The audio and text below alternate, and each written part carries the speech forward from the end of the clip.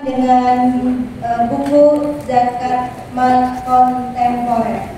Kepada yang Ustaz Muhammad Abdul Wasikal, kami persilakan. Bismillahirrahmanirrahim. Assalamualaikum warahmatullahi wabarakatuh. Alhamdulillah, nahmaduhu wa nasta'inuhu wa nastaghfiruh wa na'udzu billahi min shururi anfusina wa min sayyiati a'malina. Man yahdihillahu fala mudilla lahu wa man yudlil fala hadiya lahu. Wa asyhadu an la ilaha illallah wahdahu la syarika lahu wa asyhadu anna Muhammadan abduhu wa rasuluh.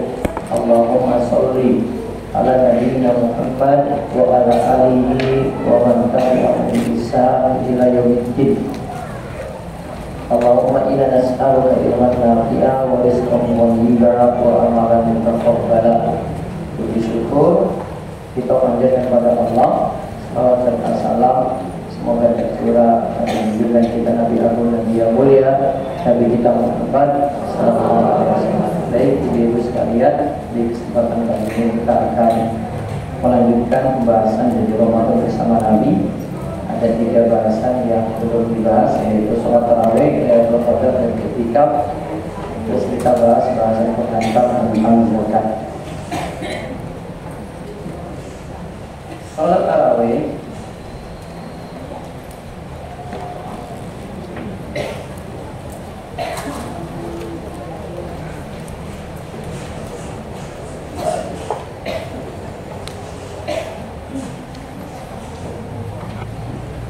baik, pertama tentang sholat tarawih kita bahas.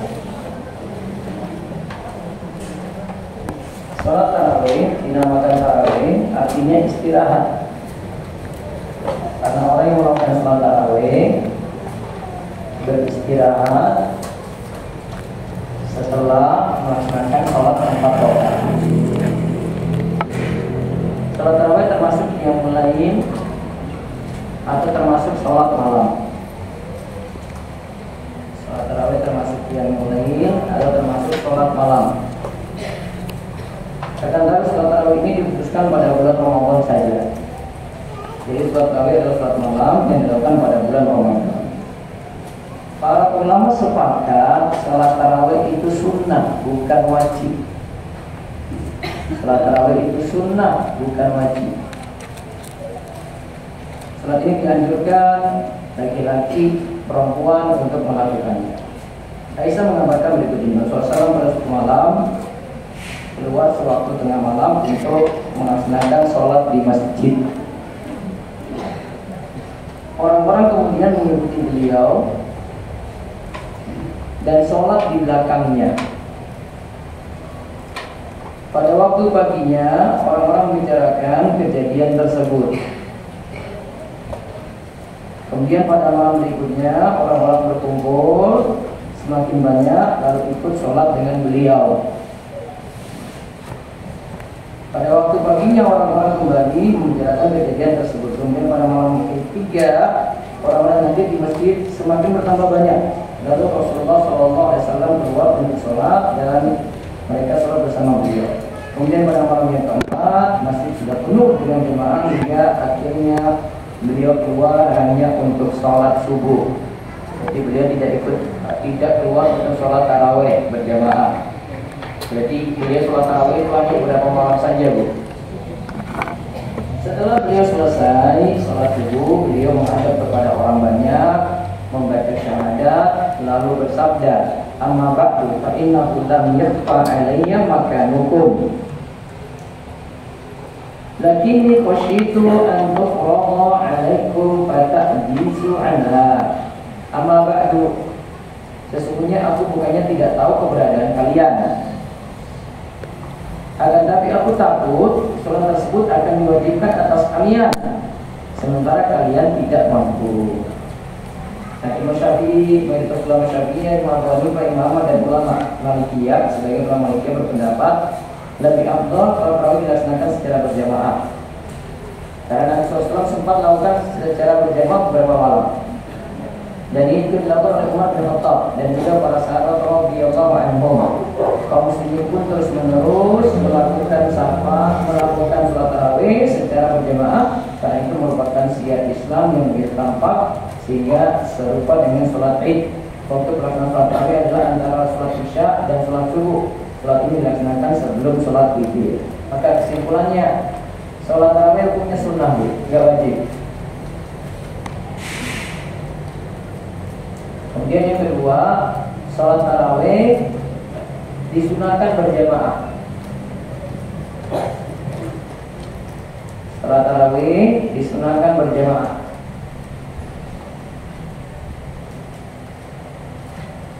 Yang ketiga, sholat tarawih disunahkan tiap malam dilakukan. Oh, tadi Nabi SAW beberapa malam saja. Iya, karena Nabi khawatir kalau sholat tarawih itu dianggap wajib, sehingga beliau hanya sholat beberapa malam saja. Sehingga beliau khawatir dianggap wajib, jadinya Nabi SAW sholat tarawih cuma beberapa malam saja.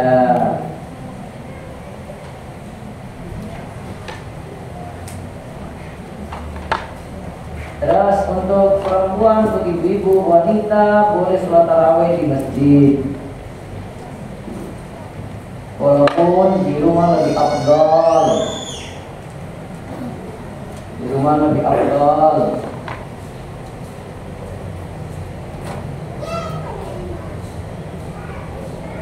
Nah, di sini tidak disebutkan jumlah rakaat, kita akan lihat jumlah rakaatnya. Adapun kalau sholat tarawih sini disebutkan 2 ya. Pertama akan mendapatkan ampunan dosa yang telah lalu. Nah kata Nabi, man qama Ramadhana imanan wa ihtisaban ghufira lahu ma taqaddama min dzambihi. Siapa yang melakukan qiyam Ramadan karena iman dan mengharap pahala dari Allah, maka dosa-dosanya yang telah lalu itu akan diampuni. Yang dimaksud qiyam Ramadan adalah sholat tarawih. Terus yang kedua, sholat tarawih bersama imam seperti sholat semalam penuh. Jadi tugas jamaah itu manut imamnya berapa rakaat, ngikut sampai tuntas dulu. Imamnya 11 ya ikut 11. Imamnya 23 ikut 23. Imamnya 40 ikut 40. Makmum kok yang ini lagi. Makmum itu tugasnya ngikut imam aja, Bu. Imamnya berapa ngikut. Jadi kalau imamnya salah, atau imamnya keliru, imamnya terlalu cepat, ya, imamnya tidak ada tumakninah, itu masalah lain. Tapi asalnya ikuti imam. Jadi Abu Dzar dan SAW pernah mengumpulkan keluarga dan para sahabatnya, lalu beliau bersabda, innahu man qama ma'al imam hatta yansarifa kutiba lahu qiyamul lailah. Barang siapa yang sholat bersama imam sampai selesai, ditulis untuknya sholat semalam suntuk, sholat semalam penuh.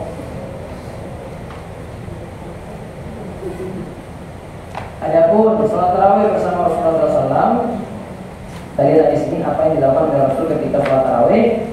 Dari Abu Salamah bin Abdurrahman, dia mengabarkan bahwa dia pernah bertanya kepada Aisyah bagaimana sholat malam Rasulullah SAW pada bulan Ramadan. Aisyah mengatakan, Rasulullah SAW tidak pernah menambah 5 rakaat dalam sholat malam pada bulan Ramadan dan tidak pula dalam sholat lainnya lebih dari 11 rakaat. Lebih dari 11 rakaat. Jadi sholat tarawih Nabi itu 11 untuk Nabi. Ibnu Hajar Al-Haythami mengatakan tidak ada satu hadis sahih pun yang menjelaskan bahwa Nabi SAW melaksanakan sholat tarawih sebanyak 20 rakaat. Nabi tidak pernah lakukan 20, Nabi lakukan maksimal 11. Ada pun hadis yang mengatakan bahwa Nabi SAW biasa melakukan sholat 20 rakaat. Ini adalah hadis yang sungguh sangat lemah. Kalau Nabi sendiri cuma 11. Namun berapa jumlah rakaat sholat tarawih? Intinya tidak dibatasi. Imam Ibnu Abdul Bar mengatakan sesungguhnya sholat malam tidak memiliki batasan jumlah rakaat tertentu. Sholat malam adalah sholat nafilah, termasuk amalan dan perbuatan yang baik. Siapa saja boleh mengerjakannya dengan sedikit rakaat. Ibu cuma 2 rakaat saja boleh, tidak masalah. Siapa saja yang mau juga boleh mengerjakan dengan jumlah rakaat yang banyak. Mau lebih daripada 11 juga boleh. Jadi tidak dibatasi. Terus yang dilakukan Rasul gimana? Rasul itu tidak membatasi. Nah, yang dilakukan Rasul tidak membatasi, artinya masih boleh lebih daripada itu.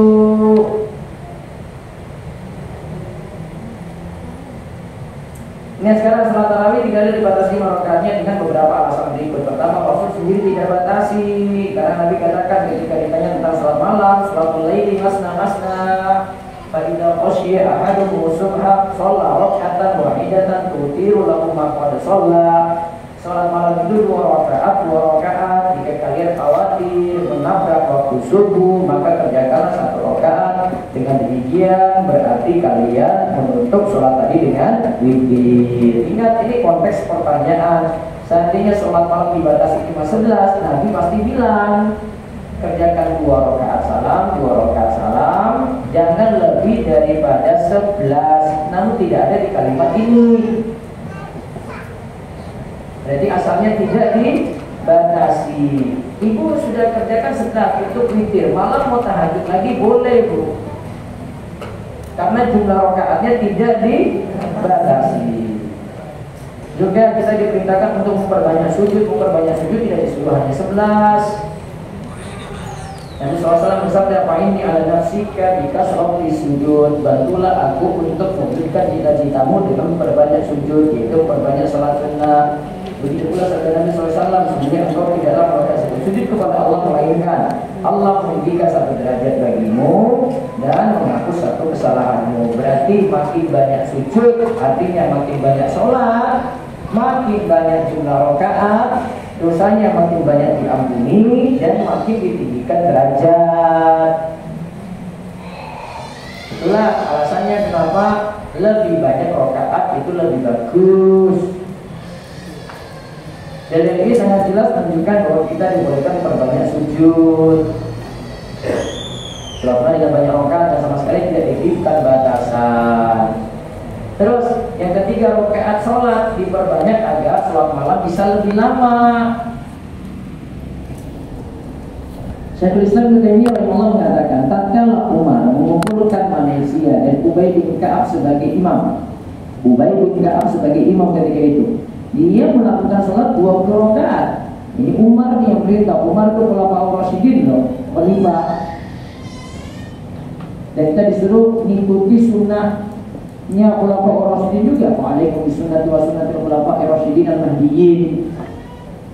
Berpegang pula kalian dengan sunnahku dan sunnah Khulafaur Rasyidin yang mendapatkan petunjuk. Kemudian dia melaksanakan witir 3 rakaat. Dari totalnya berapa? 23. Ini sejak masa Umar. Makanya tadi saya sudah sebut, kalau imamnya 23, ya mana 23, Bu. Jangan sudah 8 rakaat dengan ini pamit. Ikut resiko. Kalau enggak ya cari mesin lain. Musuh cari mesin yang sebelah saja ya monggo. Kalau enggak ya sholat di rumah saja. Namun ketika itu bacaan setiap rakaat lebih ringan dan dengan diganti rakaat yang bertambah. Jadi rakaatnya bertambah tapi bacaannya ringan. Kalau sekarang rakaatnya sedikit, bacaannya super ringan. Dulu itu diperbanyak jumlah rakaat supaya bacanya sedikit-sedikit, tapi nanti selesainya lama. Sekarang kita selesainya cepat, jumlah rakaatnya 11, tapi selesainya cepat. Nah emang kalau bisa puluh aja deh, mau macam-macam deh. Jamaah semuanya menuntut kayak gitu. Karena dengan jumlah rakaat bertambah, rakaatnya ringan lebih memudahkan bagi makmum daripada rakaat 1 rakaat bacaannya panjang. Kan saya pernah ceritakan, sholat Rasul itu 1 rakaat bisa 200 ayat tuh. Berdiri lama banget itu. Maka dibuat rakaatnya bertambah, tapi ya berdirinya makin ringan. Jadi baca suratnya tidak terlalu panjang. Itu tujuannya. Sehingga jumlah rakaat itu bukan masalah. Terus salat witir itu menjadi penutup sholat malam. Ij'alu akhir sholatikum billaili witran. Jadikanlah akhir sholat kalian di malam hari adalah sholat witir. Jumlah rakaat sholat witir minimal 1 rakaat, maksimal 11. Jika bewitir dengan 3 rakaat, maka sholat witir itu bisa dilakukan dengan 2 rakaat salam lalu ditambah dengan 1 rakaat salam. Boleh pula dengan 3 rakaat sekaligus. Cara yang kedua itu dengan melakukan sekali tasyahud, bukan 2 kali tasyahud. Jika dijadikan 2 kali tasyahud, maka miriplah dengan sholat maghrib, nggak boleh. Padahal sholat sunnah tidak dibolehkan diserupakan dengan sholat wajib. Berarti kalau 3 rakaat bisa 2 cara, Bu. Cara pertama 2, 1. Cara yang kedua 3 sekaligus. Yang paling afdal yang lebih banyak aktivitas, lebih banyak pahala. Mana 2, 1 atau 3? 2, 1. Ustaz pilih berapa? 2, 1 kalau. Kalau saya pilih 11, kemudian 5 kali 11. Lebih sederhana. Baik, kita bahas Lailatul Qadar. Mudah-mudahan kita dimudahkan untuk menggapai Lailatul Qadar. Lailatul Qadar itu bisa digapai, bisa tercapai mudah sekali, Bu. Dari awal sampai akhir Ramadan ibadah terus itu insya Allah akan dapat. Ya, insya Allah akan dapat. Tanpa milih-milih hari. Apa sih istimewanya atau keutamaan Lailatul Qadar? 1. Lailatul Qadar adalah malam yang penuh keberkahan. Inna anzalnahu fi lailatin mubarakatin inna kunna munzirin fiha yufraqu kullu amrin hakim. Sesungguhnya kami menurunkan Al-Quran pada suatu malam yang diberkahi. Sesungguhnya kamilah yang memberikan peringatan pada malam itu, dijelaskan segala urusan yang penuh hikmah. Terus malam yang diberkahi dalam ayat ini dikatakan dalam ayat yang lain itu adalah Lailatul Qadar. Allah berfirman, Inna anzalnahu fi lailatul qadar. Sesungguhnya kami telah menurunkannya Al-Quran pada malam Lailatul Qadar. Terus keberkahannya dan kemuliaannya disebutkan dalam surat Al-Qadar, Lailatul Qadri khairum min alfi syahr, tanazzalul malaikatu war-ruhu fiha bi'izni rabbihim min kulli amr, salamun hiya hatta matla'il fajr. Malam Lailatul Qadar itu lebih baik daripada 1000 bulan. Pada malam itu turun malaikat-malaikat dan malaikat Jibril dengan izin Tuhannya untuk mengatur segala urusan.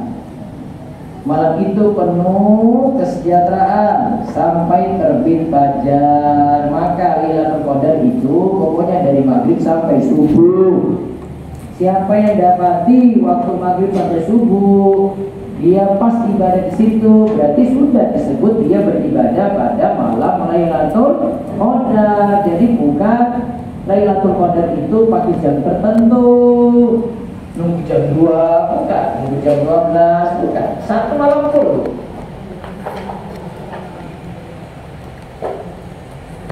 Terus keutamaan yang kedua, Lailatul Qadar itu lebih baik. Katakan dari Abu Hurairah. Sebagaimana kata Abu Hurairah, malaikat akan turun pada malam Lailatul Qadar dengan jumlah yang tak terhingga. Berarti di malam Lailatul Qadar malaikat yang turun banyak.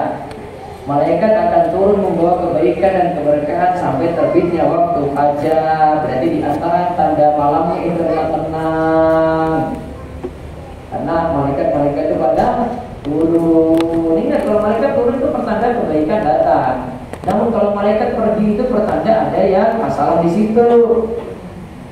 Makanya kan Nabi SAW pernah mengatakan, ya, beliau tidak bolehkan ada gambar, ada anjing dalam rumah. Kenapa? Malaikat tidak bisa masuk. Pernah ada anjing kecil tiba-tiba masuk di bawah kolong tempat tidur Nabi SAW. Lantas, ya, anjing kecil masuk. Jibril sudah janjian dengan Nabi. Jibril akhirnya tertunda datangnya. Jibril tertunda datangnya, Bu. Kenapa tertunda datangnya? Ada anjing kecil masuk di bawah kolong tempat tidur Nabi. Ketika didapati itu dikeluarkan, Jibril datang bertanya, kenapa engkau telat, wahai Jibril? Tumben telat. Terus dijawab oleh Jibril, kami para malaikat tidak masuk di dalam rumah, tidak bisa masuk dalam rumah yang ada gambarnya, yang ada anjingnya. Gitu. Berarti ada malaikat itu turun, malaikat itu datang, ada keberkahan. Malaikat tidak bisa datang, berarti ada sesuatu di situ, Bu, yang masalah. Terus An-Nakhai mengatakan amalan Ini Lailatul Qadar lebih baik daripada 1000 bulan. Apa maksudnya? An-Nakhai mengatakan amalan ketika Lailatul Qadar lebih baik daripada amalan selama 1000 bulan. Mujahid, Qatadah dan ulama lainnya berpendapat bahwa yang dimaksud dengan lebih baik daripada 1000 bulan adalah sholat dan amalan pada Lailatul Qadar lebih baik daripada sholat dan puasa pada 1000 bulan yang bukan merupakan Lailatul Qadar. Keutamaan yang ketiga, orang yang menghidupkan Lailatul Qadar dengan sholat akan mendapatkan pengampunan dosa. Maka di antara amalan pada malam Lailatul Qadar adalah sholat. Perbanyak sholat. Kata Nabi SAW, "Man qama Lailatul Qadri imanan wa ihtisaban ghufira lahu ma taqaddama min dzambi." Siapa yang melaksanakan sholat pada malam Lailatul Qadar karena iman dan berharap pahala dari Allah, maka dosa-dosanya terlalu akan diampuni. Lalu kapan Lailatul Qadar terjadi? Lailatul Qadar terjadi yang jelas pada 10 malam terakhir di bulan Ramadan. Sebagaimana sabda Nabi SAW, carilah Lailatul Qadar pada 10 malam terakhir di bulan Ramadan. Terjadinya itu paling mungkin malam-malam ganjil. Karena dalam hadis disebutkan carilah Lailatul Qadar pada malam ganjil dari 10 hari terakhir dari bulan Ramadan, 10 malam terakhir dari bulan Ramadan.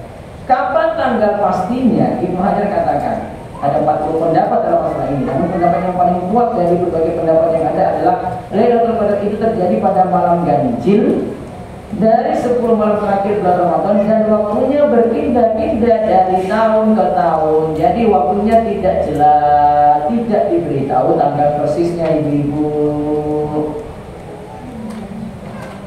Para ulama mengatakan bahwa hikmah Allah menyembunyikan tanggal terjadinya Lailatul Qadar adalah agar orang bersemangat untuk mencarinya.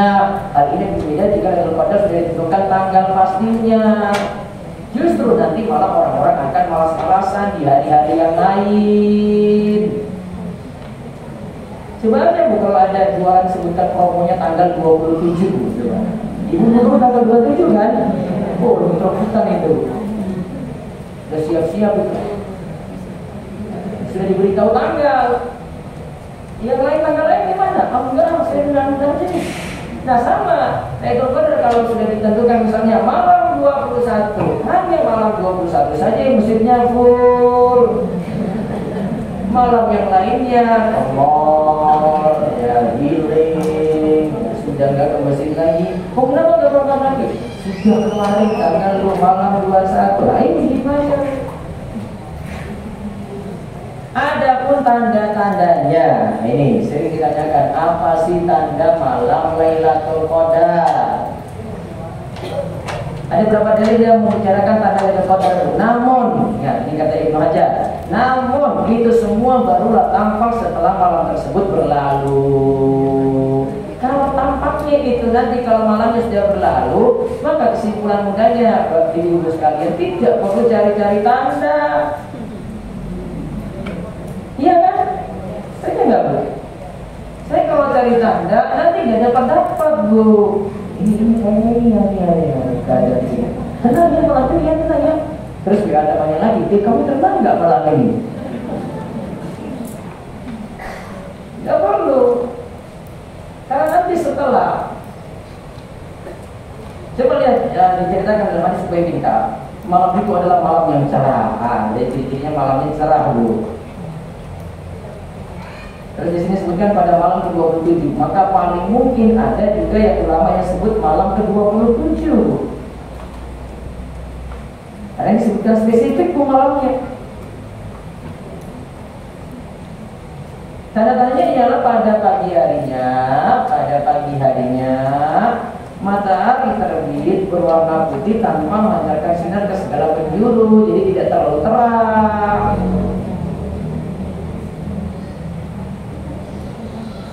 Itu nanti pas sunrise nanti difoto ya, difoto nanti bandingkan tiap malam dilihat pastinya apa enggak ini ya, kan bisa itu. Terus dari Ibnu Abbas dalilnya lagi yang lain. Lailatul Qadar malam yang penuh kemudahan dan kebaikan, tidak begitu panas. Nah, ciri lainnya lagi tidak begitu panas, tidak begitu dingin. Pada pagi hari matahari bersinar tidak begitu cerah dan tampak kemerah-merahan. Jadi tanda-tandanya setelah, bukan sebelum. Jika demikian seorang muslim tidak perlu mencari-cari tanda Lailatul Qadar, karena kebanyakan tanda yang ada muncul setelah malam itu berlalu. Yang mesti dilakukan adalah memperbanyak ibadah pada 10 malam terakhir bulan Ramadan, niscaya dia akan mendapatkan malam penuh kemuliaan tersebut.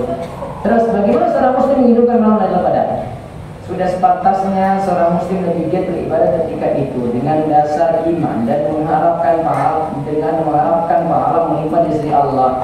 Seharusnya dia dapat menggunakan Nabinya SAW yang giat beribadah pada 10 malam terakhir bulan Ramadan. Begitu beliau seperti itu demi meraih malam yang mulia, itu Lailatul Qadar. Maka Aisyah menceritakan Rasulullah SAW sangat bersungguh-sungguh pada 10 hari terakhir bulan Ramadan melebihi kesungguhan beliau pada waktu yang lainnya. Aisyah mengatakan apabila Nabi SAW memasuki 10 hari terakhir bulan Ramadan, beliau mengencangkan sarungnya, artinya beliau tinggalkan istrinya untuk jima. Kemudian beliau menunjukkan malam tersebut dan membangunkan keluarganya. Adapun yang dimaksudkan dengan menghidupkan Lailatul Qadar adalah menghidupkan mayoritas malam. Bukan nggak disuruh tidur, bukan jangan tidur, tapi menghidupkan mayoritas malam dengan ibadah dan tidak mesti seluruh malam. Maka Imam Syafi'i mengatakan barang siapa yang mengerjakan sholat isya dan sholat subuh pada malam Lailatul Qadar, berarti ia telah dinilai menghidupkan malam tersebut, sudah dapat. Jika menghidupkan Lailatul Qadar pun bukan hanya dengan sholat, tapi bisa dengan zikir, tilawah Al-Quran. Namun amalan sholat itu lebih utama daripada amalan lainnya. Ya, karena Nabi katakan tadi sudah ada kita dengan hadisnya, dan siapa melaksanakan sholat pada malam Lailatul Qadar karena iman dan mengharapkan pahala dari Allah, maka dosa-dosanya telah berlalu akan diampuni. Dan paling mungkin Lailatul Qadar didapatkan dengan i'tikaf. I'tikaf itu apa? I'tikaf adalah salah satu jalan yang mudah untuk meraih malam penuh kemuliaan Lailatul Qadar. I'tikaf secara bahasa berarti menetap pada sesuatu. Adapun secara syar'i, i'tikaf berarti menetap di masjid. Di rumah nggak boleh, Bu. Termasuk di musola rumah nggak boleh. Ya, ada yang di musola rumah kan nggak bisa, Bu. Di masjid yang ada sholat 5 waktu.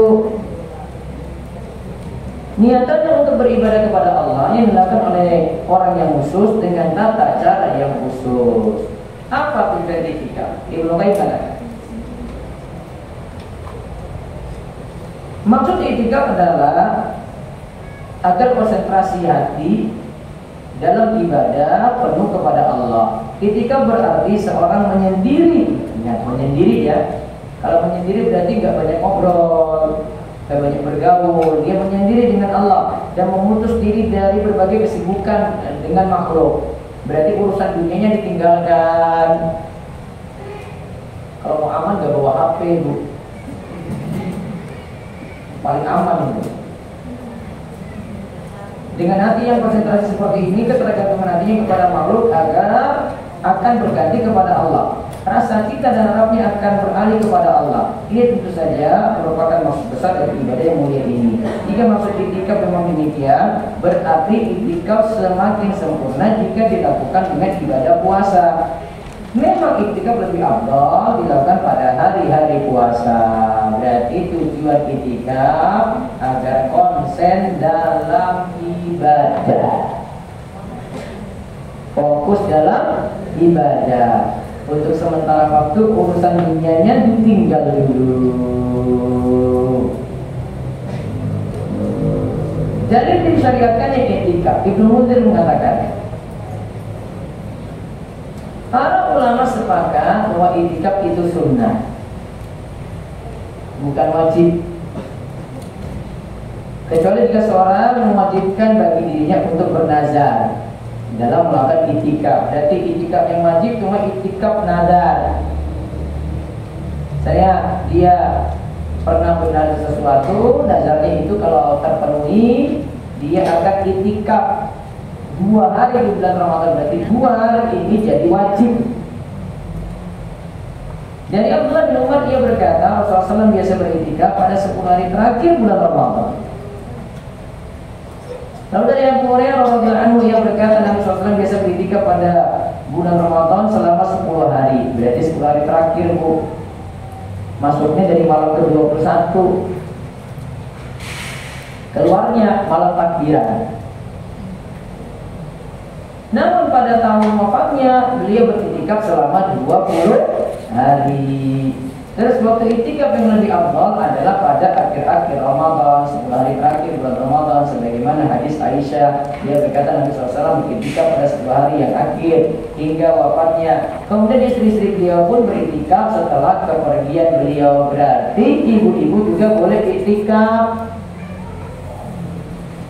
Dengan catatan apa, Bu? Pergi aja ya, dari rumah ya. Itu ya, bawa koper gitu ya. Ya, Bu, pergi aja. Izin siapa? Suaminya siapa? Suaminya sendiri lah. Izin suami. Juga mesti dengan suami. Kan nggak sabar, Bang. Kan nggak sabar, izin suami aja.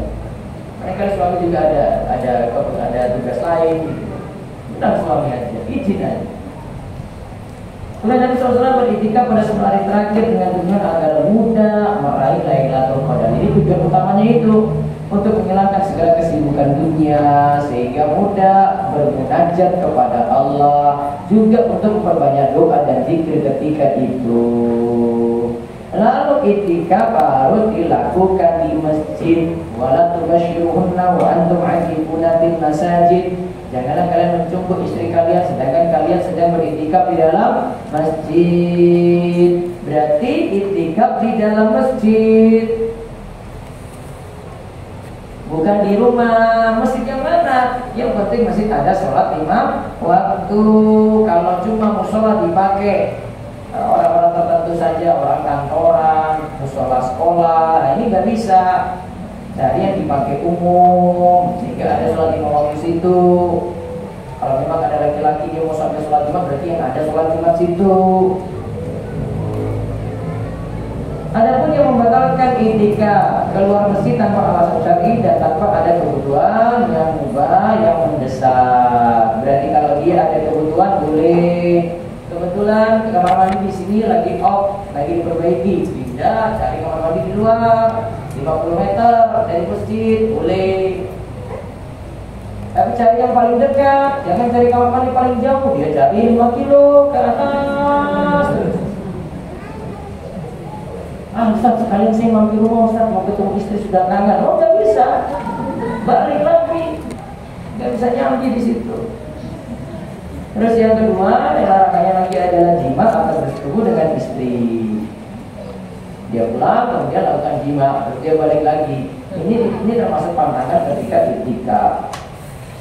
Terus yang dibolehkan ketika iktikaf, satu, keluar masjid disebabkan ada hajat seperti keluar untuk makan dan minum, misalnya dia makan sahur, cari makanan di luar, buka puasa, cari makanan di luar karena butuh, serta ada hajat lain yang tidak bisa dilakukan di dalam masjid. Melakukan hal tersebut juga masih boleh, seperti mengantarkan orang yang mengunjunginya sampai ke pintu masjid, seperti yang dilakukan Nabi SAW pada Sofia binti Huyai. Atau bercakap-cakap dengan orang lain, namun bercakap-cakap dengan orang lain pun itu ada waktunya, tidak dari pada isya sampai subuh atau dari pagi sampai siang, ya. Terus yang masih dibolehkan lagi istri mengunjungi suami yang beriktikaf dan berdua-duaan dengannya, juga masih boleh mandi dan berwudu di masjid, juga masih boleh bawa kasur untuk tidur di masjid, boleh. Lemari nggak perlu. Bisa pindah rumah, pindah ke masjid. Kalau pindah. Adapun ada iktikaf, hendaknya ketika beriktikaf seorang menyibukkan diri dengan melakukan ketaatan seperti doa, zikir, sholawat, kemudian mengkaji Quran, mengkaji hadis. Yang dimakruhkan adalah menyibukkan diri dengan perkataan dan perbuatan yang tidak bermanfaat. Nah, berarti di sini ini yang perlu diterangkan di sini. Berapa lama waktu iktikaf? Waktu iktikaf minimalnya itu sebentar. Berarti 5 menit sudah masuk. Allah sebentar. Waktu maksimal yang tidak dibatasi, maka tidak ada waktu minimal, tidak ada waktu maksimal. Jadi seandainya ibu itikaf cuma habis tarawih terus 2 jam, saya mau itikaf boleh. Habis subuh saya mau tunggu cuma sampai isyraq, matahari terbit meninggi, boleh. Ustaz, saya cuma itikaf malam saja, paginya saya kerja, boleh. Ustaz, saya itikafnya cuma 1 malam saja di hari terakhir Ramadan, boleh. Bebas, bukan itikaf nazar kan, kalau nazar baru pakai aturan. Lalu yang terakhir dari buku ini tuntunan zikir pada bulan Ramadan. Di sini zikir ketika melihat hilal. Ini untuk orang-orang tertentu atau yang ditugaskan untuk melihat hilal.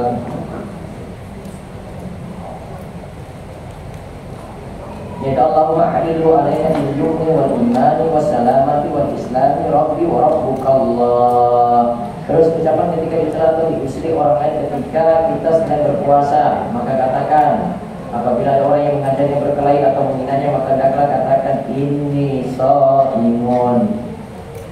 Maaf, aku sedang puasa. Kalimat ini diucapkan selama tidak menimbulkan riya.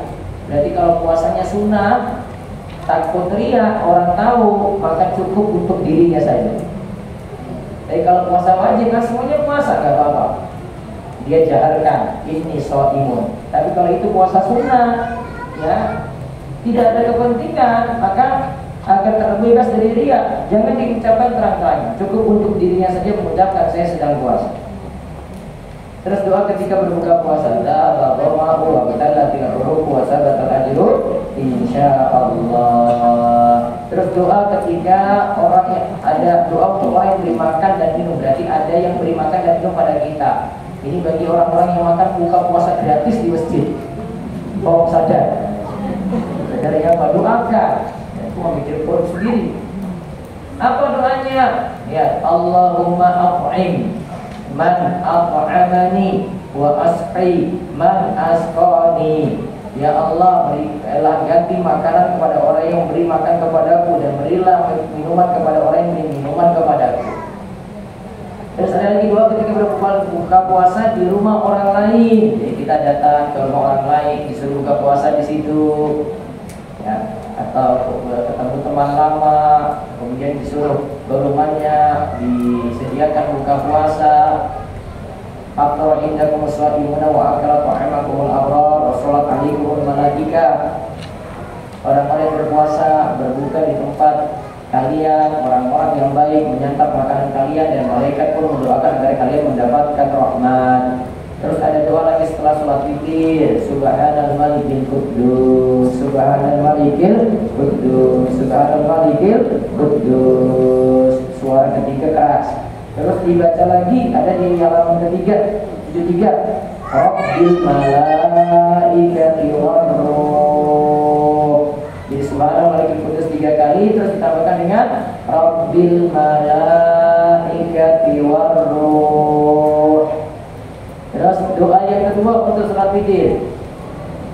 Doa yang kedua untuk salat witir. Coba diikuti saya ya. Allahumma inni a'udzu biridhaka min sakhatik wa bi mu'afatika min 'uqubatik wa a'udzu bika minka la uqsi sana'an 'alaik anta kama asnaita ala nafsik. Nah, ya itu artinya bahwa ya Allah, aku berlindung dengan keridoanmu dari kemarahanmu, dengan keselamatanmu dari hukumanmu. Aku berlindung kepadamu dari siksamu. Aku tidak mampu menghitung ujian dan sanjungan kepadamu.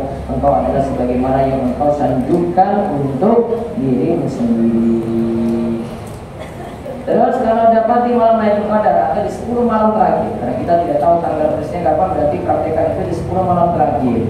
Amalkan doa pada malam Lailatul Qadar, yaitu coba diikuti, Allahumma innaka afuwun tuhibbul afwa fa'fu anni.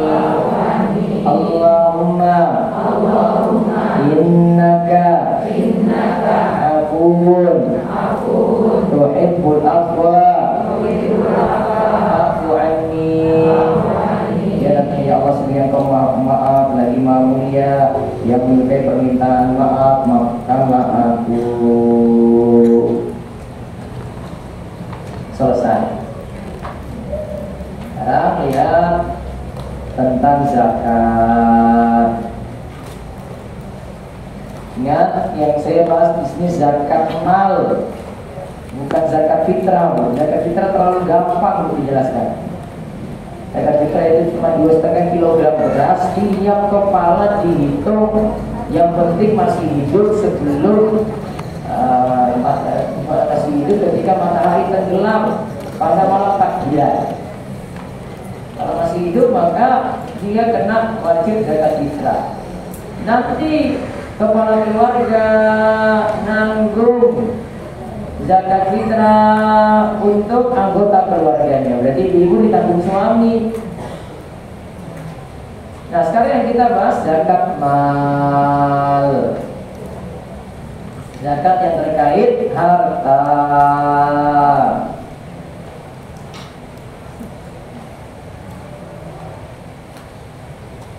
Secara bahasa zakat itu berarti an-namu atau berkembang dan al-barakah, berkah dan at-tathhir, menyucikan. Secara istilah zakat berarti ismun li qadrin maksusin min malin maksusin ala awsafin maksusatin li qaimatin maksusatin. Zakat itu istilah untuk kadar tertentu, diambil dari harta tertentu apabila telah memenuhi syarat tertentu, lalu disalurkan kepada golongan tertentu. Lihat, ada 4 hal dibicarakan dalam pengertian zakat tadi. Pertama, kadar tertentunya ada 2,5% itu kadarnya. Tapi tidak selamanya 2,5%, Bu. Ada yang 5%, ada yang 10%, ada yang 20%. Minimal berapa? 2,5%.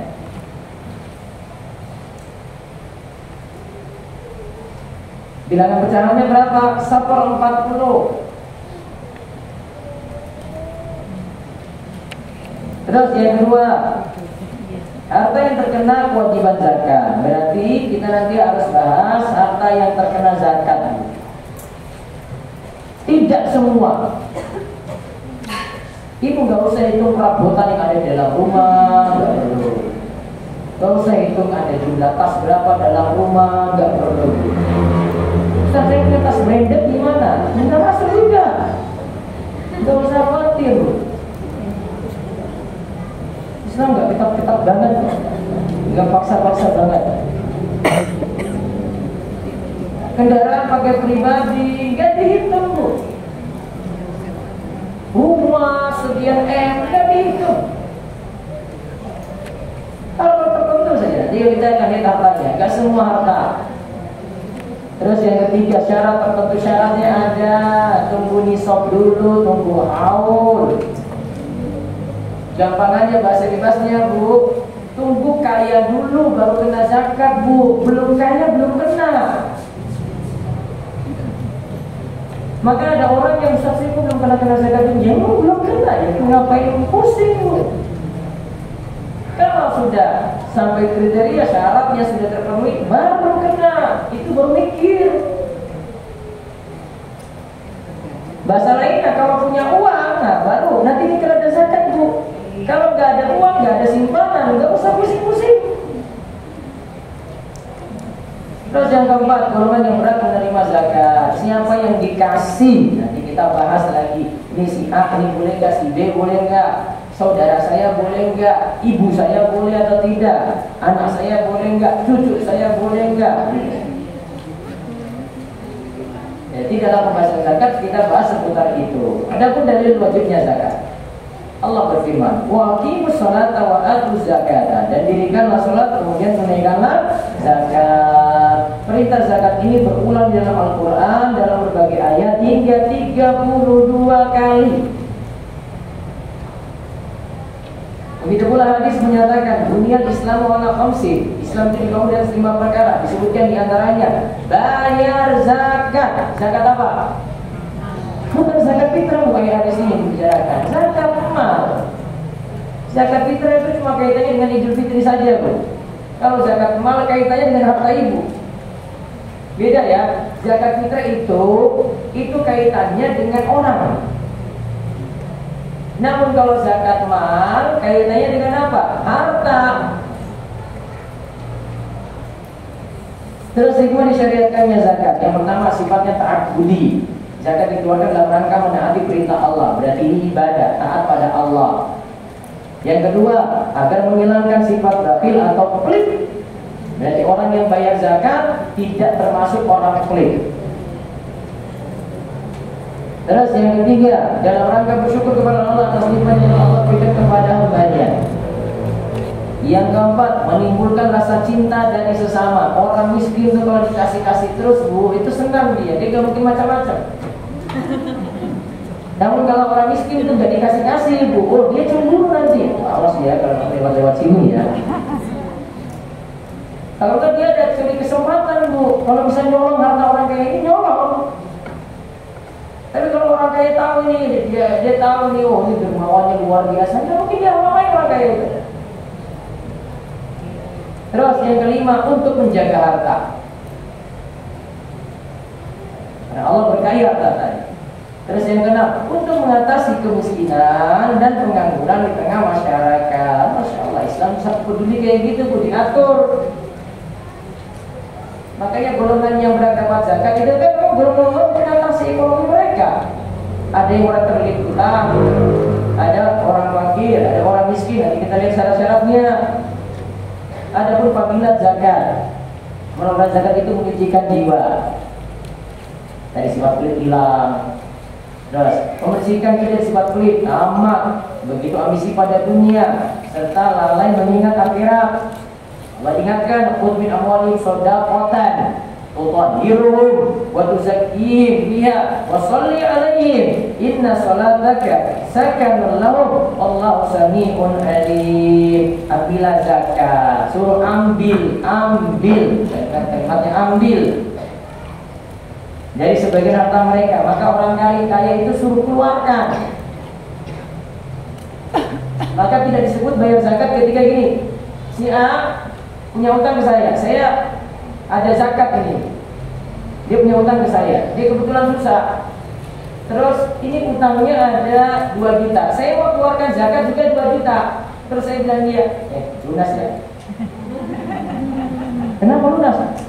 Saya ada zakat nih, bukan utang kan? Nggak bisa. Kenapa nggak bisa? Suruh keluarkan. Itu kan nggak keluar namanya. Iya dong? Kenapa dikeluarkan? Kasih dulu dia 2 juta, baru tanya lagi, bro, pada utang kemarin ingat berutang. Nah, dia bisa jadi jawab gini, maaf, 2 juta ya? Saya bayar 1 juta dulu ya. Ini ada teman juga tadi saya 1 juta juga nih, ya maaf ya bro ya. Silakan, nggak apa-apa. Tapi harus apa tadi ingat? Keluar. Paham bro? Ini ayatnya, ini konsekuensinya. Khudh min amwalihim, dari harta mereka. Berarti harta mereka, harta yang kita miliki, yang kita pegang, yang belum dimiliki nggak kena, Bu. Ustaz, besok itu saya mau dikasih waris 1 miliar. Sudah pegang belum? Belum. Jangan masukin. Ya belum dapat kok. Sama 1 miliar nggak turun-turun juga. Iya kan? Belum. Ustaz, besok rumah ini lakunya 1 miliar. Saya bayar 1 oh tunggu dulu. Tapi nanti ada perhitungan lagi untuk rumah ini bisa jadi kena karena sudah bertahan 1 tahun. Nanti ada pembahasannya. Sodakotan sebagai sedekah untuk biru untuk meninggikan mereka, waktu zakihim yang membersihkan mereka, wasoli alaihim. Kemudian ingat, kalau ada yang sudah bayar zakat pada kalian, orang miskin ya, ada yang sudah bayar zakat untuk kalian, soli alaihim, balas dengan doa. Jadi kalau ada yang kasih zakat padamu, balas dengan doa. Namun tidak setiap zakat itu diberitahu kepada orang yang dikasih, Bu. Kadang ada yang sakit hati. Kalau tahu nanti dia sakit hati, nggak usah dikasih tahu. Nah, ini nih, untuk jajan anak-anak dia gitu aja, selesai. Niatan ibu bayar zakat, dia nggak mau tahu, nggak mau. Kadang kalau beritahu dia merasa, ini nih kayaknya. Paling tidak tahu dia susah, Bu. Mungkin bayar anak sekolah saya susah. Dia utang itu sana sini nggak bayar. Nah, susah berarti, Bu. Ini ada gede-gede. Inna sholataka sakanun lahum. Doa kalian kepada mereka yang bayar zakat itu ketenangan untuk mereka. Allahu sami'un alim. Dan Allah itu maha mendengar, maha mengetahui. Terus pertanyaannya, Ustaz, kalau bayar zakat ada doa khusus? Enggak ada. Itu cuma formalitas saking takbir masjid aja, Bu. Oh, ibu bayar zakat ada, dia doakan dia. Gitu. Saya juga bisa doakan kayak gitu ya Allah. Itu mau doakan saja, ya sudah amin saja, amin sudah. Ada doa. Terus maksudnya adalah ambillah wahai Rasul dari harta mereka sebagai zakat yang akan membersihkan mereka dari dosa-dosa maksiat serta dosa dan mengembangkan kebaikan mereka. Berarti zakat kalau dikeluarkan gugurkan dosa. Kebaikan kita jadi bertambah, berarti pahala bertambah, Bu. Dan panjatkanlah doa untuk mereka setelah kamu mengambil zakat dari mereka. Jadi ketika orang miskin tadi dikasih zakat, doakan kepada orang kaya tadi. Sungguhnya doa rahmat dan ketetapan bagi mereka. Allah Maha mendengar doamu, lagi Maha mengetahui amal perbuatan dan niat mereka. Dan ingat, doa orang yang susah itu mustajab. Doa orang yang susah itu mustajab. Maka ada di antara kalian berdoa itu supaya doanya terkabul, ya bisa dahului dengan sedekah. Dahului dengan sedekah kenapa? Karena kalau dahului dengan sedekah, orang yang diberi itu kan terima kasih, kan dia doakan kita itu. Nah, dari kelemahan mereka, doa kita mudah terkabul. Seperti isyarat dari kitab Muslim atau suatu kitab doa dari karya Syekh Muhammad Al-Qur'an. Kemudian Syekh Ibrahim Nasrasa dikatakan, doakanlah kebaikan untuk mereka, yaitu kepada kaum mukminin secara umum, juga secara khusus kepada mereka yang mengeluarkan zakat dari harta mereka. Ini dapat doa berarti.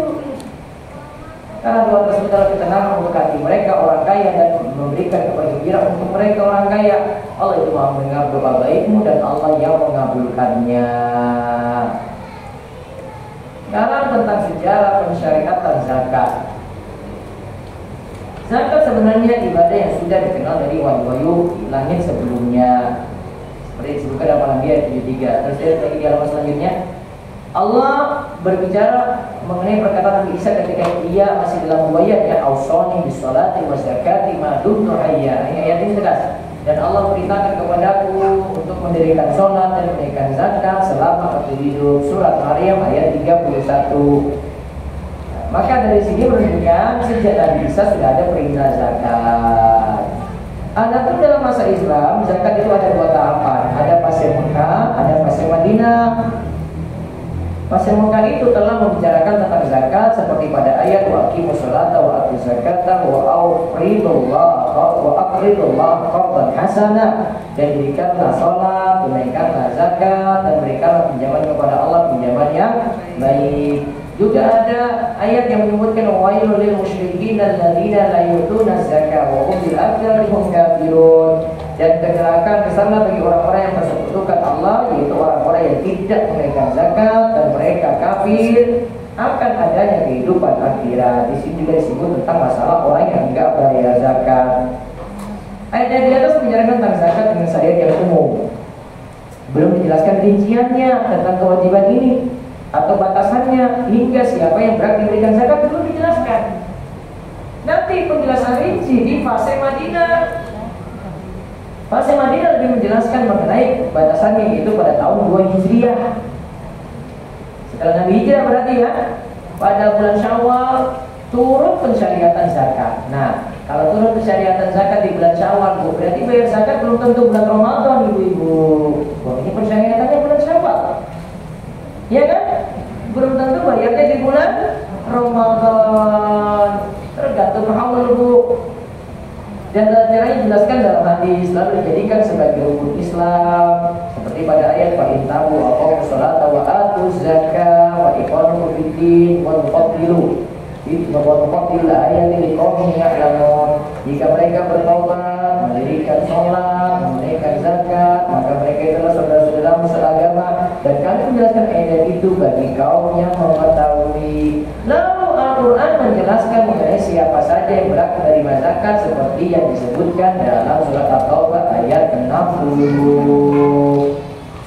Lalu lihat harta yang diwajibkan zakat. Tadi nggak semua harta ya, nggak semua. Nanti ada ketentuan tertentu, harta tertentu, ibu. Satu, hewan ternak, yaitu unta, sapi, termasuk kerbau, dan kambing, termasuk domba. Ada sini ternak sapi, kambing, unta? Nggak ada. Terus yang kedua, ini berkenaan ini, mata uang, emas, perak, kena. Ya. Terus yang ketiga, hasil pertanian, berarti yang ditanam. Ini pun juga untuk kriteria tertentu, makanan pokok. Terus buah-buahan, cuma kurma dan anggur. Apel nggak masuk, jeruk nggak masuk, semangka nggak masuk. Cuma apa di sini? Kurma dan anggur. Dari yang kelima, stok barang dagangan, berarti yang diniatkan untuk mencari untung. Yang punya toko, punya stok, siap-siap hitung zakat. Adapun syarat wajibnya, satu, harus dimiliki mukallaf secara sempurna. Berarti harta ini dimiliki masing-masing. Berarti ingat, Bu, suami bisa keluarkan zakat, istri juga bisa keluarkan zakat. Ada zakat dari suami, ada zakat dari istri, tergantung hartanya itu punya siapa. Siapa tahu istrinya sugih tenang, suaminya kere, bisa, Bu. Kisahnya Ibnu Mas'ud dan istrinya Zainab. Ketika Nabi SAW itu katakan, wahai para istri, wahai para wanita, perbanyaklah sedekah. Oh, Zainab pula ambil harta yang mau dizakati. Ketika mau keluar dicegat sama Ibnu Mas'ud. Ibnu Mas'ud bilang, kamu mau kemana? Saya mau keluarkan ini untuk zakat ini. Zakatmu itu untuk saya saja. Zainab, zakatmu itu untuk saya saja. Kenapa? Kenapa? Karena suaminya miskin. Siapa yang miskin? Suami. Nah, itu kan beda ekonomi kan, Bu? Berarti si istrinya punya sendiri, si suami punya sendiri. Maka nanti dihitung sendiri-sendiri. Ini kena, ini kena. Anak juga barangkali punya tabungan, ibu sediakan, dan ini dijadikan ini untuk anak ini, anak yang pegang, Bu. Berarti dari hartanya kena, Bu. Harta si anak. Karena zakat mal itu dari harta, Bu, bukan lihat orang.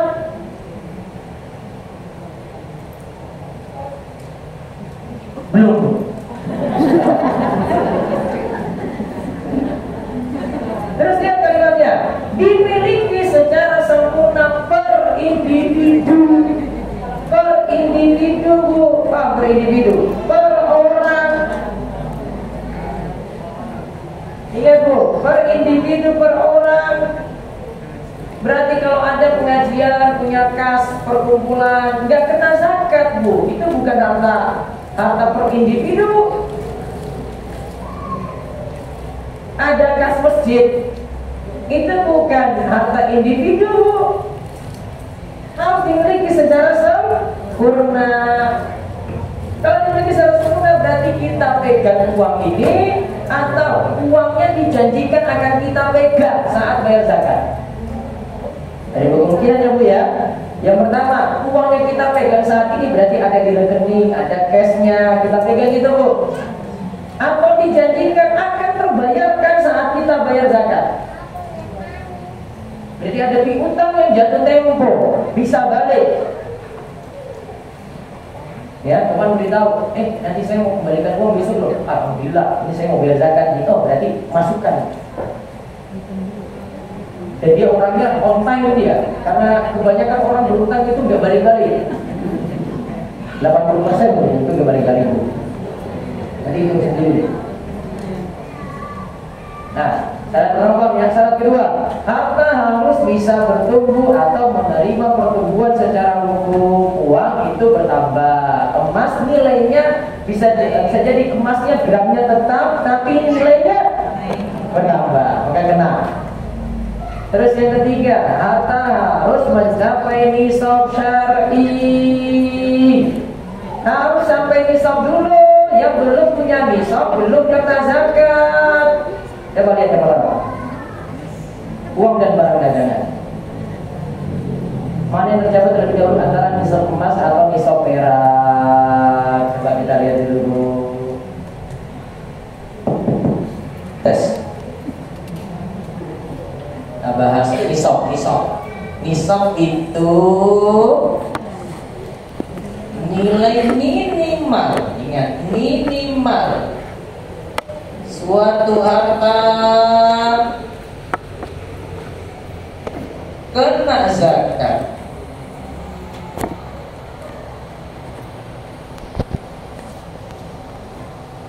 Yang di poin pertama tadi kita bahas ada emas, ada perak, ada uang.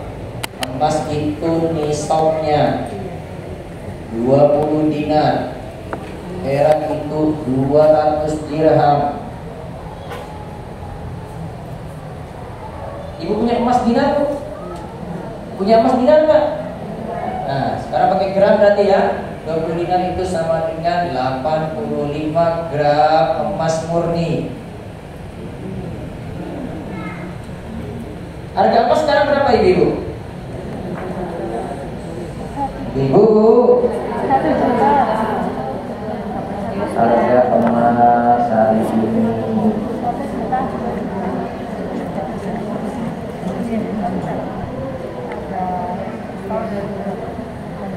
963.000 per gram. 963.000 per gram. 1 juta aja ya. Yes. Berapa berarti? Berapa juta? Nah. Terus perak 200 dirham sama dengan 595 gram perak murni. Perak itu cuma sekitar 10.000 Bu.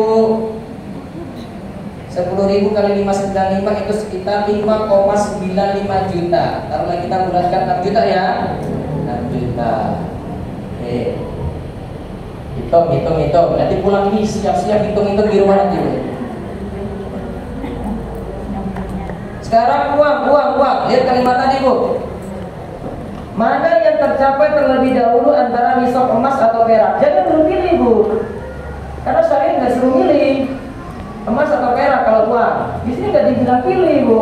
Mana yang lebih dulu tercapai? Berarti saya pakai kata atau di situ. Kalau uang antara nisab emas atau perak sekarang. Antara nisab emas atau perak, mana yang tercapai terlebih dahulu? Mana yang tercapai terlebih dahulu? Yang lebih rendah. Yang lebih rendah mana? Berarti 6 juta. Tabungnya 10 juta bertahan 1 tahun, kena dong. Makanya jangan punya simpanan Bu.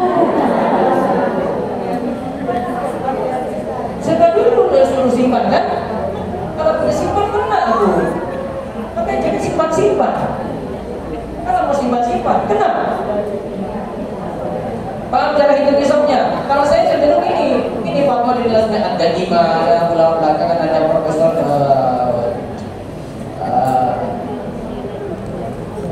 Rasulullah. Dan beberapa ulama belakang mengambil pendapat ini, mana yang tahu duluan tercapai. Saya nggak suruh bilang masuk perak sih kalimatnya. Mana yang duluan tercapai? Pakai kata atau di sini.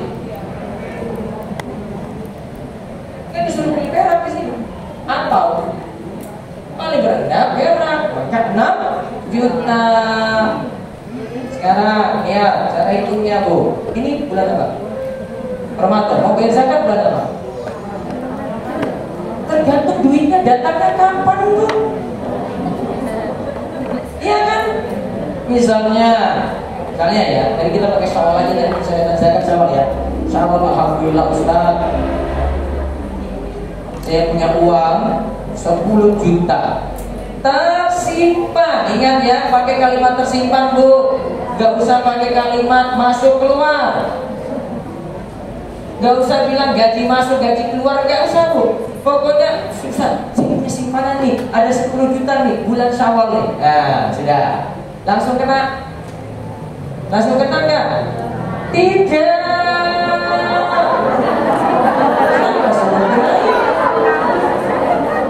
Baru punya kok langsung kena. Ibu kalau baru pegang ini Bu, ini belum kaya loh ini. Iya dong. Punya 10 juta sekarang ngapain? Hah? 10 juta apa? Ah, itu aja sudah bikin baju lebaran Bu, ini sekarang ini mau jual. Bikin baju lebaran Ustaz. Kumpul, iya dong. 10 juta habis nanti kan. Syawal nggak punya. Nggak ada. Maka tersimpan dulu Bu. Tersimpannya bagaimana? Nunggu 1 tahun ketemu Syawal lagi Bu. Jangan pakai hitungan bulan April. Zakat tuh bukan bayarnya di bulan April loh. Pakai kalender Hijriah. Syawal ketemu Syawal lagi, ini 1444 Hijriah, ketemu Syawal 1445 Hijriah. Alhamdulillah Ustaz, tersimpan lagi jadi 100 juta. Mana yang kena? 10 juta? Apa 100 juta? Yang mana yang kena Bu? Mana yang sudah 1 tahun? Bu, kalau ibu selalu mikir, ini Ustaz, ini yang satu ini belum 1 tahun, ini Ustaz, ini belum. Sampai nanti mikirnya tiap hari loh itu. Karena uang masuk terus. Iya kan? Maka satukan saja uang yang masuk, satukan haulnya sama di bulan Syawal. Satukan. Jadi berarti ada uang yang baru 1 bulan sudah kena di sini. Gitu loh. Ustaz, kemarin saya baru dapat THR 2 hari yang lalu. Masukkan berarti, karena THR-nya sudah dapatkan, masukkan saja.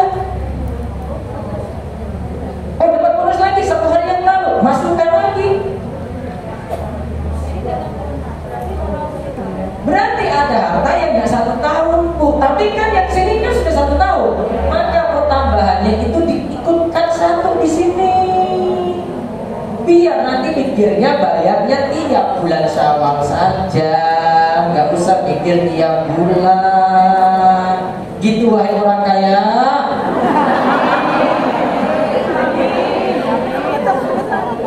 Jelas?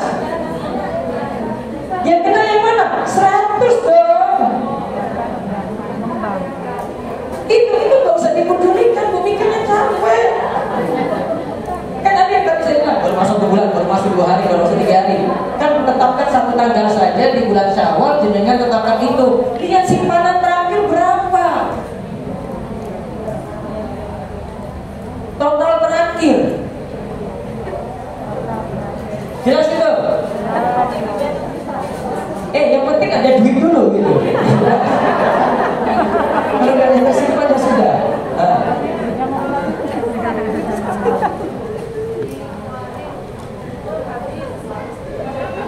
Sekarang ada yang tersimpan nggak? Mau masuk Syawal ini ya? Ada yang tersimpan nggak Bu? Dihabisin untuk apa? Beli apa gitu? Nggak kena. Berarti nggak jadi orang kaya Bu.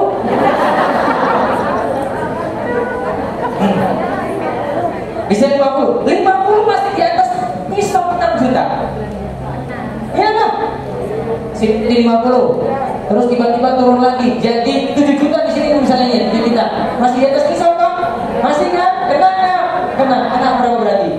Hitung yang terakhir.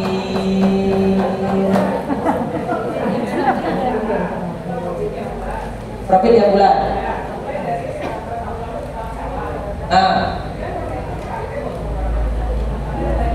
gak usah mikir profit.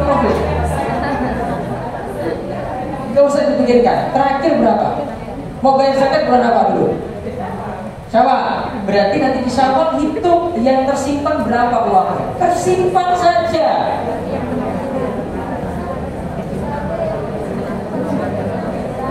Misalnya sini 6 juta, ini 6 juta. Terus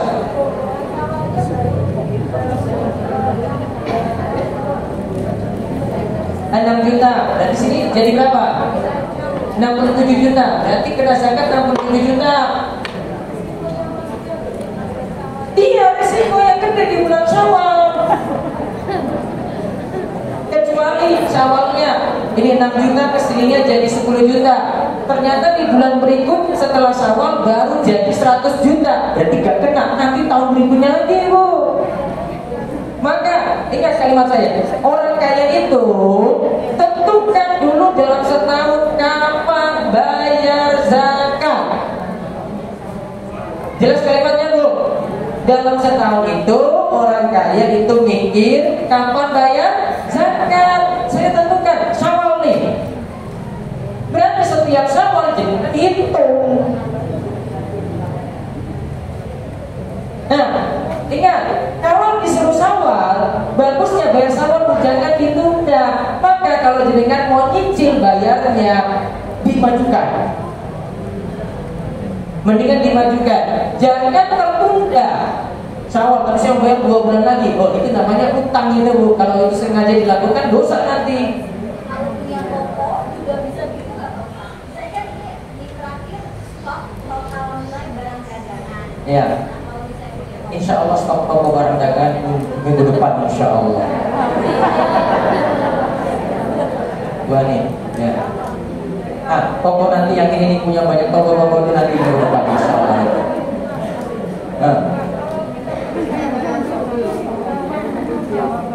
Dana berapa? Berapa tahun?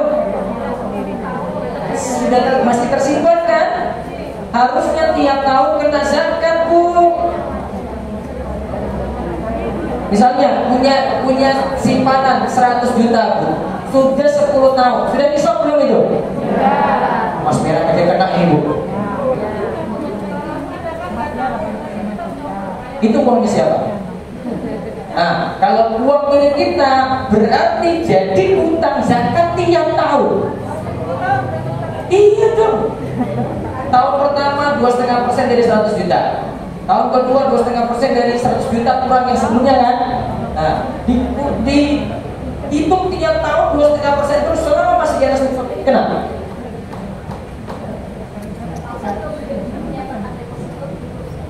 Nah. Iya, kayak Mas Muni hantam. Ini cuma untuk standar saja, Bu. Untuk saya samakan nilainya ke rupiah. Perhiasan kayak ini 85 gram emas murni 24 karat. Berlian next week insyaallah, Bu.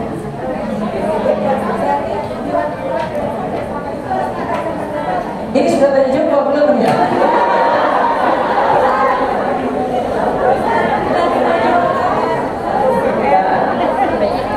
Ini pusing atau gimana itu? Bingung karena banyak yang kena zakat. Ya. Hewan ternak syaratnya agak sulit ya kalau di Indonesia ya, terutama di Jawa ya. Ternak itu yang kena zakat adalah ternak yang hanya digembalakan pada rumput gratis, bukan cari makan sendiri. Berarti tidak, nanti masuk barang dagangan aja. Ya.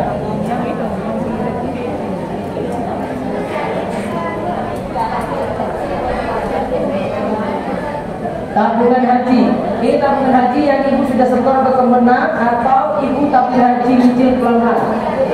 Cicil pelan-pelan kena zakat. Kena zakat.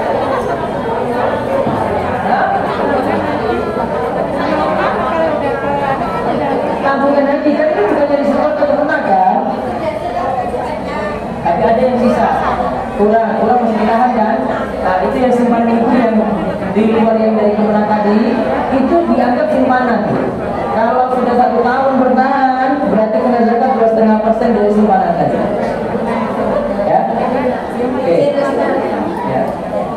Apabila kami ini usaha itu belum ada 1 tahun dan kami belum beri efek koin, tapi kami mendapatkan keuntungan itu belum balik modal.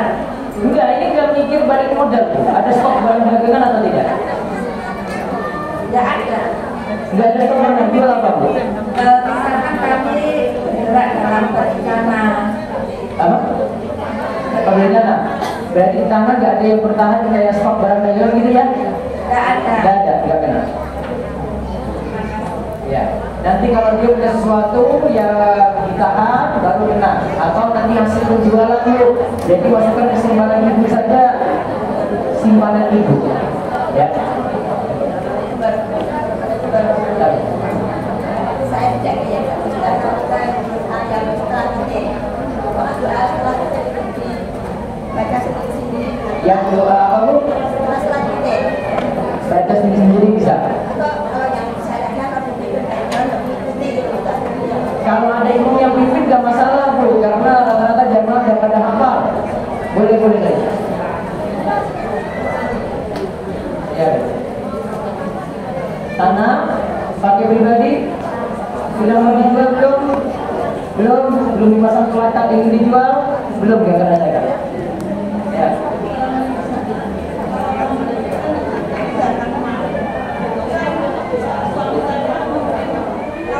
Kemudian dia bulan itu kan ada potongan-potongan yang harus diambil untuk dana khususnya setelah pensiun. Nah, kami bisa melihat dari itu menentukan itu sudah berapa bulan. Tapi kan belum bisa diambil. Kalau itu belum diambil, Iya. pada saat besok jatuh kelimanya pensiun kan itu menjadi kami. Itu apakah menjadi terhutang? Tidak. Itu nanti ketika sudah dimiliki baru dimasukkan dalam zakat. Kalau sekarang itu. Ya.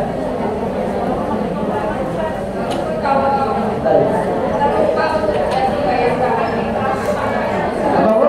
Sebentar lagi dia terlewat zakat fitrahnya ya, setelah sholat batasannya Bu. Diqadha dan dihitung sedekah biasa. Tetap wajib bayar dan diqadha. Rumah kontrakan, rumahnya nggak kena zakat Bu, kontrakannya nggak kena zakat, yang kena hasilnya masukin saja ke penghasilan ibu, simpanan ibu. Ya. Untuk usaha sewa mobil, Apa? sewa mobil. Sewa mobil. Yang dijual itu jasa pakai mobil atau jual mobilnya? Sewa mobilnya kan, berarti dari penghasilan dari sewa mobil tadi. Itu nggak ada stok barang dagangan tuh, berarti nanti masukin ke penghasilan ibu saja. Tadi itu kan sapi, kambing. Bukan. Nah, kalau sapinya digadohin, tapi kami gadohin untuk cuma modal doang. Nah, sekarang cek sapinya itu pakannya dari mana? Jadi pemiliknya. Iya, pemiliknya cari atau dapat gratis. Hah? Rata-rata kalau di Jawa sini Bu, itu biasanya cari atau beli makan. Maka nggak kena zakat hewan ternak.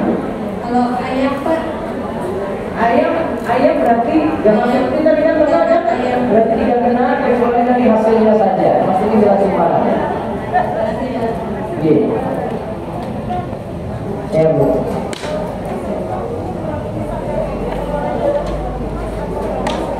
Mas atau merah? Kalau ibu gunakan ketentuan emas, apa alasannya? Hah? Apa alasannya?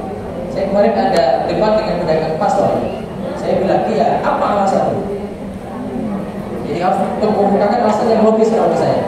Kalau alasan nggak masuk, saya nggak setuju. Karena kalau dia pilih emas, dia pihirkan ini gitu. Tapi kalau dia pilih emas atau perak, berarti ini masih dianggap dua-duanya. Uang dulu itu emas atau perak, Bu.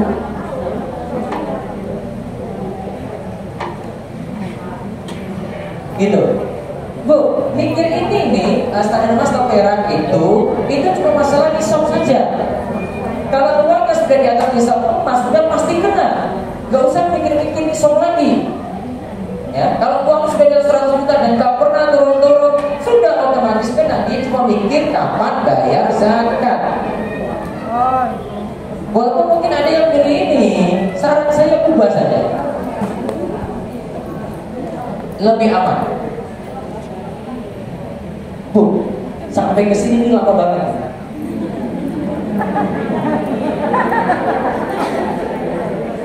Soalnya tersimpan tuh. Sampainya lama banget. Dan nilainya nggak pernah stabil. Dari dulu itu 85 itu 70 juta, pernah 85 itu 40 juta. Ya. Sekarang yang paling stabil perak ini nggak ubah-ubah. Oh, orang kaya itu bisa disebut kaya dengan 6 juta. Oh, bisa saja. Kan bukan lihat dari penampilan, Bu. Ada orang yang penampilannya kaya namun 6 juta dia nggak simpan, Bu. Kan lihat dari simpanan. Ya kan? Lihat dari simpanan, Bu. Tapi kalau saya tadi simpanan, ingat simpanan. Kalau nggak punya simpanan, nggak kena zakat, Bu. Ada orang kaya, Bu, mobilnya Mercy. Dia bilang saya, Ustaz, setiap bulan saya nggak ada sisa uang, Ustaz. Saya pakai untuk sedekah semuanya dan untuk keperluan saya. Betul, Bu, nggak ada simpanan? Iya, Ustaz. Serius, saya nggak ada simpanan. Ya, Ibu nggak kena zakat. Karena dia setiap dapat sebagai kebutuhan, terus dia sisihkan sedekah. Uang yang dia terus tuh, nggak ada simpanan dia juga. Mobilnya keren banget. Ustaz, mau tanya kalau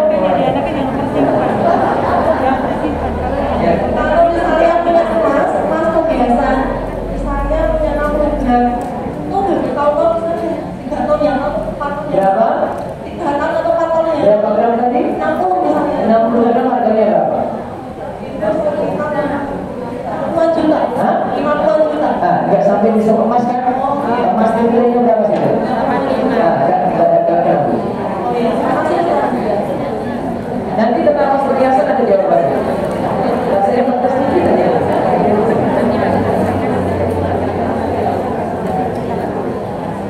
Pernah mendengar bahwa Allah telah menerima zakat. Yang menerima zakat belum ya? Saya belum bahas.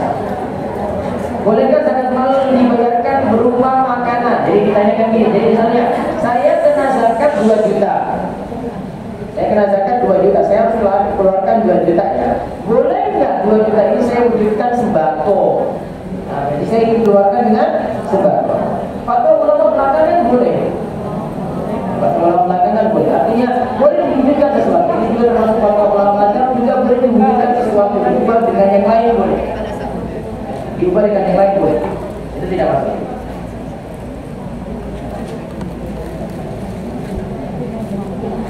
Bolehkah iktikaf seorang wanita tanpa mahram di masjid di lingkungan tempat tinggal yang relatif aman dan ada pembahasan yang mereka perempuan? Yang penting apa tadi, Bu? Minta izin suami. Baiknya menyalurkan zakat mal lewat lembaga yang terpercaya atau di lingkungan ada yang berhak masuk asnaf. Kalau saran saya bisa langsung. Saya itu lagi menggunakan peraturan pemerintah sebenarnya. Jadi kalau zakat itu lewat suatu lembaga. Saya misalnya narik zakat, saya misalnya jadi amil zakat, maka uang tertampung di saya. Itu harus dilaporkan ke lembaga zakat nasional. 30% diambil oleh lembaga zakat nasional, kemudian 70% kita kalau mau ngambil harus pakai proposal. Saya bilang ini apa-apaan dia ini? Aturannya itu agak-agak aneh ya. Baik, kalau saya sendiri tidak ngurus zakat karena bayar sudah tampung dan sudah salurkan pada yang butuh. Daripada saya menyalurkannya, daripada maaf dikumpul saja, nanti malah orang-orang tertentu dapat akhirnya ujungnya politik lagi. Nggak jelas. Dia yang membangun rumah ternyata untuk orang-orang partai saja, nggak jelas lagi ya. Itu yang dipertanyakan, dan itu lagi protes oleh orang-orang saat ini. Nggak problem. Sehingga kalau saran saya, ibu punya kerabat yang ibu kenal di miskin, penting ibu kasih langsung. Penting ibu kasih ke lembaga nggak jelas kemana kan, nanti orang-orang yang dikasih jauh-jauh lah. Ada tetangga ibu miskin, ada kerabat ibu miskin, kenapa nggak kasih ke orang dekat? Betul nggak? Mudah-mudahan aturan ini bisa berubah dengan yang tadi. Bagaimana dia kita merasa pernah ada yang tidak dapat dalam menyalurkan zakat karena tidak lewat las, haruskah kita pulang? Kalau sudah yakin ya sudah, ya pakai perhitungan solusi yang menurut apa ya. Yang jelas, saya mungkin dalam beberapa poin aja yang berbeda dengan lembaga zakat ya. Karena mungkin lembaga zakat bilang ibu kenakan zakat ini, saya tidak. Di buku ini tabel-tabelnya jelas banget tuh. Ini tabel yang semua kena harta zakat dijelaskan di sini. Ada yang kena, ada yang tidak. Contoh arisan. Arisan itu kena atau tidak? Arisan itu apa sih? Utang kan? Kalau belum dapat beli apa? Piutang, iya kan? Berarti piutang yang nanti bisa balik kan? Kalau itu piutang yang bisa balik, arisan yang ibu sudah setor, ibu belum dapat, masukkan dalam hitungan zakat. Maka di sini sih sebenarnya ada penjelasan yang saya jelaskan.